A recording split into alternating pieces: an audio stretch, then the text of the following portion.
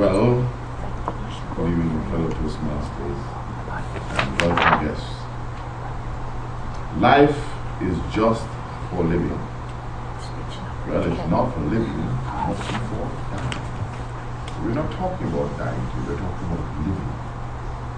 How many of us have asked ourselves the question, why are we on this earth? Okay, thank you very much.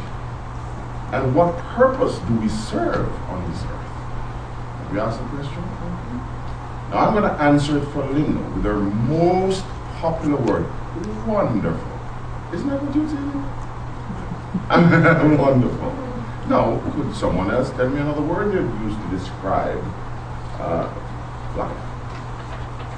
Anybody? Exciting. Interesting. Exciting. Cool. Wonderful. Thank you, Linda, for that word. Life is for living. And I found this out not just recently, but a long time ago when I was in school. We had a guy, his name is Ernie Smith. Ernie was a typical regular guy, but he liked his guitar. And Ernie Smith would never be seen even in the classroom without his guitar. Everybody thought he was a goofball. And when he became a Rastafarian in the 60s, they thought he was, no, they knew that he was a goofball. But he penned this song called Life is Just for Living. See that cat sitting on the mat? That cat is me, that cat is you. Taking in today's vibration, tomorrow is coming down slow. Taking it free and easy. What a way to go. Life is just for living. So life is about me, is about you. But how many of us today have taken life to be for someone else? We always put someone else in the equation and we leave the most important part out of that life, us. Take, for instance, my children. They take me for granted. Yes, darling. They do it every day. And you have children or grandchildren, they take us for granted. Well, a year ago, I decided I'm going to change all that. If you look on the previous videos, which they used to record, you will see me at a robust almost 340 pounds. Today, I'm a robust 275 pounds. Yay!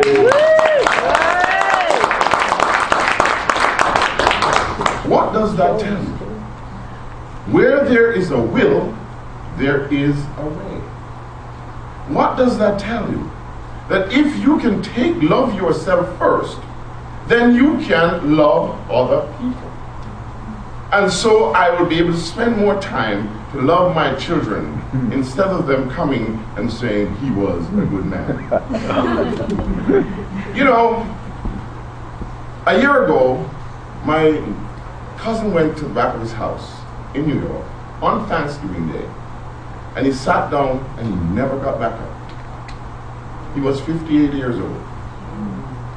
Last night, I had the pleasure to visit someone's birthday celebration, who will remain nameless. And he was celebrating. That's what we should do. We should celebrate, and we should accept what we have.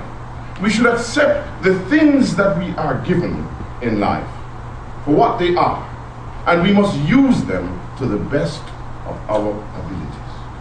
If we do that, then we can, like Ernie Smith, sit on that mat, like that cat, taking in today's vibrations. Well, I know Ernie was smoking a little weed while he was taking in the vibrations. And I'm not recommending to you that you go and smoke the chillum pipe or something like that. I'm not telling you that. But if that's your thing, go right ahead. Don't say I said, because I will not agree to that. However, you must take the time to stare as long as sheep and cows, as the famous poet said. We must take the time to recognize, to be with friends, to be with family, to be with those that we care about. Because I am telling you, last night after I left the gathering, I was journeying to victory. And when I came to a stop sign, and the light turned green, I normally zoomed forward out of that stop sign. But something said, hold on. And I swear to you, another car was coming down at least 100 miles per hour. And I was in the front with my two girls. You see, memories flash back to me about the fact that I'd lost one before the same way. And I just can't imagine what the carnage would have been yesterday afternoon.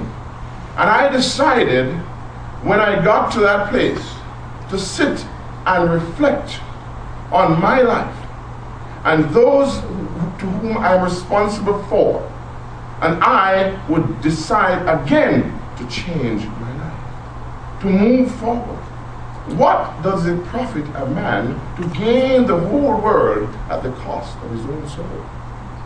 So I'm not preaching to anybody today, but I'm sharing with you an idea whose time has come to say that we must, of necessity, take care of ourselves in order that we may take care of others. If we do that, then I submit to you, then we would have a purpose. All our answers here today would be good. All our answers would be succinct. All our answers would be for the better and for the future and not the past. We must not dwell on the past. We must look to the future. As Barbara said earlier, we must change. Change is important. We must, of necessity, look at things differently, or else we will stay the same. I challenge you to do as I did. Understand what the words mean. Life is just for living. I will be that cat sitting on that mat, taking in today's vibration, because tomorrow is coming down slow, and I challenge you this evening to do the same thing. Thank you very much, Mr. Toastmaster.